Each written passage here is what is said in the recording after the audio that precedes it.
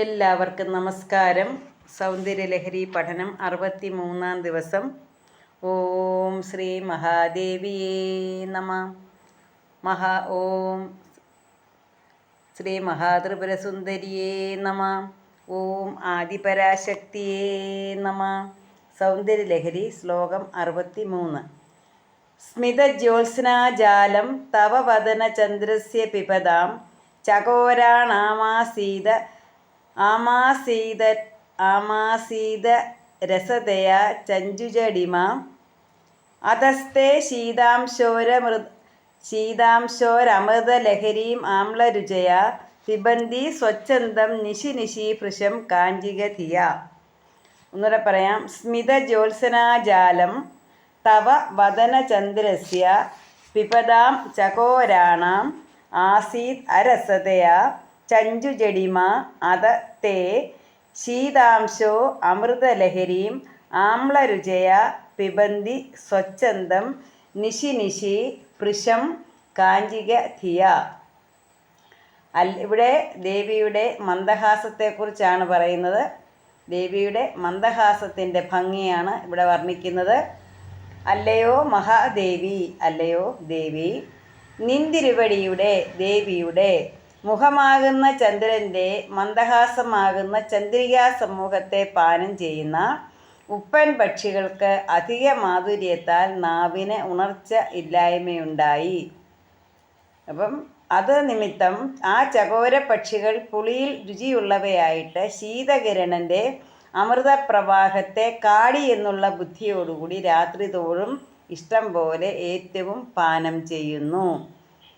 അപ്പം ഇവിടെ അല്ലയോ മഹാദേവി, നിന്തിരുവഴിയുടെ മുഖചന്ദ്രൻ്റെ മന്ദഹാസമാകുന്ന ചന്ദ്രികാ സമൂഹത്തെ, അപ്പം ദേവിയുടെ മുഖത്തെ ചന്ദ്രനെ പോലെ ഉപമിച്ചിരിക്കുകയാണ്.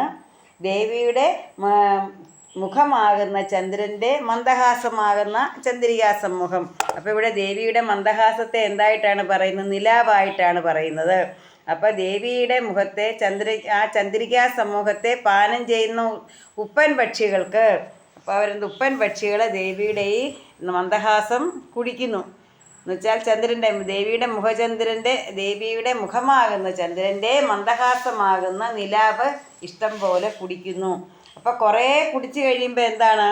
ഈ ഉപ്പൻ പക്ഷികൾക്ക് അതിൻ്റെ മാധുര്യം, അധിക മാധുര്യത്താൽ നാവിന് ഉണർച്ചയില്ലായ്മയുണ്ടായി. എന്ന് വെച്ചാൽ നാവ് അങ്ങ് മരവിച്ചു പോയി. അത് നിമിത്തം ആ ചകോര പക്ഷികൾ പുളിയിൽ രുചിയുള്ളവയായിട്ട് ശീതകിരണൻ്റെ അമൃത പ്രവാഹത്തെ കാടി എന്നുള്ള ബുദ്ധിയോടുകൂടി രാത്രി തോറും ഇഷ്ടം പോലെ ഏറ്റവും പാനം ചെയ്യുന്നു. എന്ന് വെച്ചാൽ ഈ മധുരമെല്ലാം കൂടെ കുടിച്ചൊരു മത്തുണ്ടായി. അപ്പോൾ ആ മത്തില്ലാതാക്കാൻ വേണ്ടി ആ ചകോര പക്ഷികൾ എന്ത് ചെയ്തു? അവർക്ക് പുളി രുചി വേണം. ഇത്രയും മധുരമല്ലേ. ദേവിയുടെ മന്ദഹാസം എന്ന് പറയും ദേവിയുടെ മുഖചന്ദ്രനിൽ നിന്ന് ഉണ്ടാകുന്ന ആ നിലാവിൻ്റെ ആ ചന്ദ്രികാ സമൂഹത്തെ പാനം ചെയ്യുന്ന ചകോര പക്ഷികൾക്ക് അവരെന്ത് ചെയ്തു? അവർക്ക് പിന്നെ ഈ അതിമധുരം കഴിച്ച് എന്താ ആ അതിമധുരം കുടിച്ചങ്ങ് നാവങ്ങ് പെരുത്തു. എന്നിട്ട് ഒരു രുചി അറിയത്തില്ല. അപ്പോൾ അവരെന്ത് ചെയ്തു? ഈ മധുരം എല്ലാം കൂടെ ചെന്നതല്ലേ, അപ്പോൾ പുളിരുചി വേണം.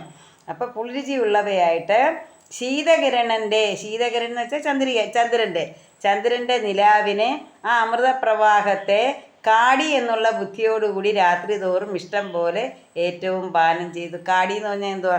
നമ്മൾ കഞ്ഞിവെള്ളം ഒഴിച്ച് വെച്ചാൽ ഒരു പുളിപ്പ് വരുമല്ലോ, അതായത് പഴങ്കഞ്ഞി. ആ ഒരു പുളിപ്പ് അവർക്ക് കിട്ടാൻ വേണ്ടി അവരെന്ത് ചെയ്തു? ആ ചന്ദ്രൻ്റെ അതായത് നിലാവിനെ ഇഷ്ടം പോലെ കുടിച്ചു. എന്ത് ചെയ്ത? ഒരു കാഴി പോലെ.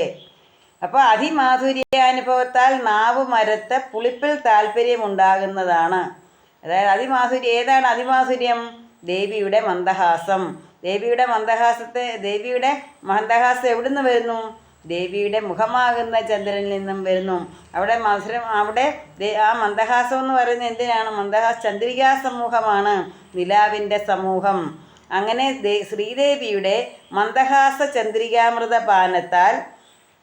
പാനത്തിൽ പൂർണ്ണ ചന്ദ്രചന്ദ്രികാമൃത പാനം കാടി പോലെയാകുന്നു എന്ന് സാരം. എന്ന് പറഞ്ഞാൽ എന്താ? ഇവിടെ ദേവിയുടെ മന്ദഹാസം അതിമധുരവും പൂർണ്ണചന്ദ്രൻ്റെ ചന്ദ്രികാമൃതപാനം കാടി പോലെയുമാകുന്നു എന്ന് പറഞ്ഞാൽ ദേവിയുടെ മുഖത്തെ അല്ലെങ്കിൽ ദേവിയുടെ മന്ദഹാസത്തെ അത് ദേവിയുടെ മന്ദഹാസത്തിന് ഉപരിയായിട്ട് വേറൊന്നും തന്നെ ഇല്ല. ദേവിയുടെ മന്ദഹാസം തരുന്ന ആ തൃപ്തി, ആ അമൃതം, ദേവിയുടെ മന്ദഹാസമാകുന്ന അമൃതാണ് ഏറ്റവും നല്ലത്.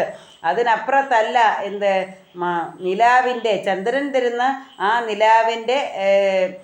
നിലാവിൻ്റെ മധുരം എന്ന് പറയുന്നത് അതിന് രുചിയില്ല, കാരണം അത് പുളിപ്പോട് കൂടിയതാണ്. എന്നാൽ ദേവിയുടെ മന്ദഹാസം എന്ന് പറയുന്നത് അമൃതിന് തുല്യമാണ്. അപ്പം ഇവിടെ പറയുന്നത്, അല്ലയോ മഹാദേവി, നിന്തിരുവടിയുടെ മന്ദഹാസമാകുന്ന ചന്ദ്രികാ സമൂഹത്തെ പാനം ചെയ്യുന്ന ഉപ്പൻ പക്ഷികൾക്ക് അതിമാധുര്യത്താൽ നാവിന് ഉണർച്ചയില്ലായ്മയുണ്ടായി എന്ന് വെച്ചാൽ അവരുടെ നാവ് മരവിച്ചു പോയി. അത് നിമിത്തം ആ ചകോര പക്ഷികൾ പുളിയിൽ രുചിയുള്ളവയായിട്ട് ശീതകിരണൻ്റെ അമൃതപ്രവാഹത്തെ കാടി എന്നുള്ള ബുദ്ധിയോടുകൂടി രാത്രി തോറും ഇഷ്ടം പോലെ പാനം ചെയ്യുന്നു എന്ന് പറഞ്ഞാൽ അതിമാധുര്യാനുഭവത്താൽ നാവ് മരത്ത് പുളിപ്പിൽ താല്പര്യമുണ്ടാകുന്നതാണ്. ശ്രീദേവിയുടെ മന്ദഹാസ ചന്ദ്രികാമൃതപാനത്താൽ പൂർണ്ണ ചന്ദ്രചന്ദ്രികാമൃതപാനം കാടി പോലെയാകുന്നു എന്ന് സാരം. എന്ന് പറഞ്ഞാൽ ഏറ്റവും മാധുര്യം എന്തിനാണ്? ദേവിയുടെ മന്ദഹാസത്തിനാണ്. അതിനെ ഉപമിക്കാൻ മറ്റൊന്നുമില്ല എന്നാണ് ഇവിടെ പറയുന്നത്. എല്ലാവർക്കും മഹാദേവിയുടെ അനുഗ്രഹം ഉണ്ടാകട്ടെ എന്ന് പ്രാർത്ഥിച്ചുകൊണ്ട് നിർത്തുന്നു. നന്ദി, നമസ്കാരം.